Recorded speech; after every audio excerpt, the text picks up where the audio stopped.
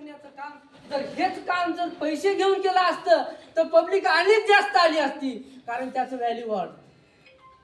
आमची कंपनी हे शेतकऱ्याला जागृत करून, बाबा तू जमिनीची निगा राख, जमिनीचा सामू वाढवण्यासाठी बायोचार कशा प्रकारे करावा याची माहिती देते. आपण आतापर्यंत अनेक कीटकनाशक वापरल्यामुळे काय झाले, त्याच्यामधलं काय पूर्ण जीवनसत्व मरून चालले. आज आपण काय करतो, राऊंडअप मारल्या जमीन काळी झाल्याबरोबर म्हणतो माझं शेत मोकळं झालं.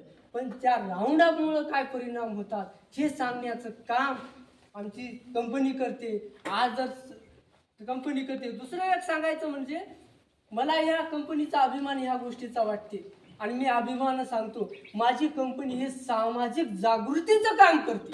सगळ्यात मोठी गोष्ट आहे, तुमच्याकडून 5 पैसे घेण्याचं ध्येय नाही, तुमचं उत्पादन वाढून तुमच्या खिशात 5 रुपये वाढावे ह्या कंपनीचं धोरण आहे.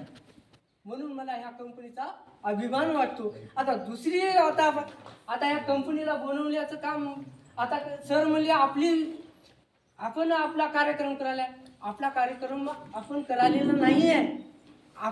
मी शेतकऱ्याला बोलवलेला आहे का, की आम्हाला तुमच्यापासून मार्गदर्शन पाहिजे. आम्ही चुकीच्या पद्धतीने शेती करालो. जेव्हा मी या कंपनीमध्ये जॉईन झालो तेव्हा मला कळालं की मी शेती करण्याची पद्धत किती चुकीची आहे. म्हणजे निखिल सरांनी मला मार्गदर्शन केलं.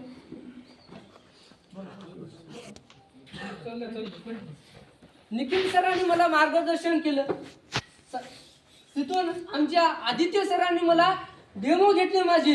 तिथून आमचे शिवाजी साळुंके सरांनी त्यांनी सुद्धा आमचे डेमो घेतले. तेव्हा कळालं की माझी शेती किती, मी करणारी शेती कशा प्रकारे मी कशा चुकीच्या पद्धतीने करतो, आणि माझा इथं बसलेला प्रत्येक शेतकरी वर्ग किती चुकी पद्धतीने शेती करतो हे मला कळालेलं आहे. आता प्रत्येक शेतकरी म्हणतो आम्हाला काय शेती करता येणार का.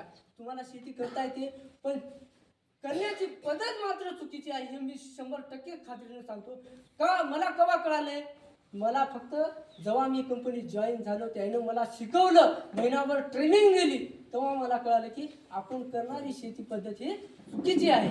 आता आमच्या थोडक्यात सांगतो, रुद्र मल्हार फार्मर कंपनीचे प्रमुख आमचे